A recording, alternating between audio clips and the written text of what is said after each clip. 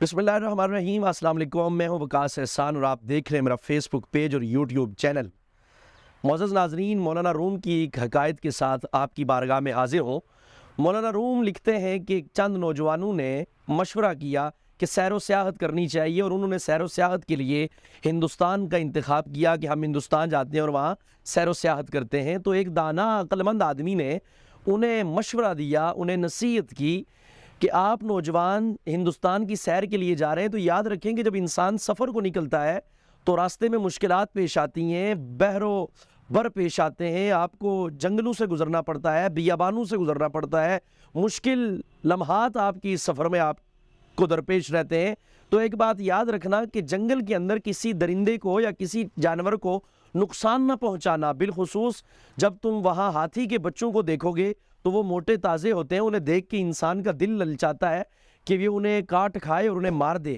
تو تم گھاس پھوس کھا لینا، پتے کھا کے گزارا کر لینا، لیکن کبھی ایسا نہ کرنا کہ ہاتھی کے بچے کو جو ہے تو تم مار ڈالو۔ ان نوجوانوں نے اس نصیحت کو پلے باندھا اور نکل پڑے۔ خدا کی کرنی ایسی ہوئی کہ وہ کسی جنگل میں تھے اور ان کا زاد راہ ختم ہو گیا۔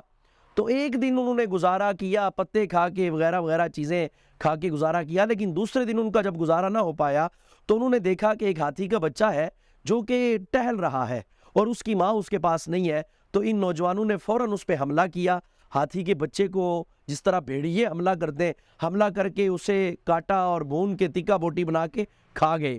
اب کچھ وقت گزرا تو ان نوجوانوں میں سے 3 نوجوانوں نے تو کھایا، لیکن ایک نوجوان جو تھا اس نے اس ٹکا پارٹی میں اور یہ جو گوشت ووشت کا سین تھا اس میں جو ہے تو حصہ نہیں لیا۔ اب کچھ وقت گزرا اور وہاں پہ جو ہتھنی تھی، اس بچے ہاتھی کے بچے کی ماں، وہ آ گئی، اور اس نے جب اپنے ذبح ہو چکے ہوئے بچے کا خون دیکھا، ذبیحہ کا خون دیکھا، تو وہ چنگاڑنے لگی اور شور مچانے لگی، اور پھر ان نوجوانوں کے پاس آئی جن میں سے ایک جاگ رہا تھا اور باقی لوگ سوئے ہوئے تھے۔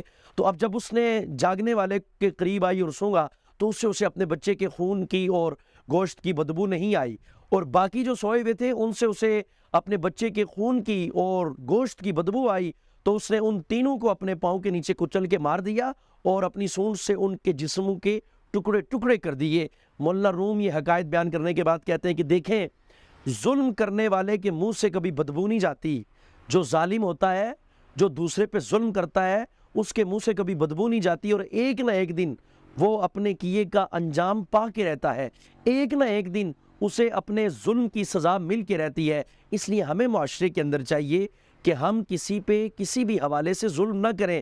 خدائے بزرگ و برتر ہمیں ظلم سے بچنے کی اور ہمیشہ ظلم کے خلاف مظلوم کے ساتھ کھڑے ہونے کی توفیق عطا فرمائے۔ رہے نام خدا کا۔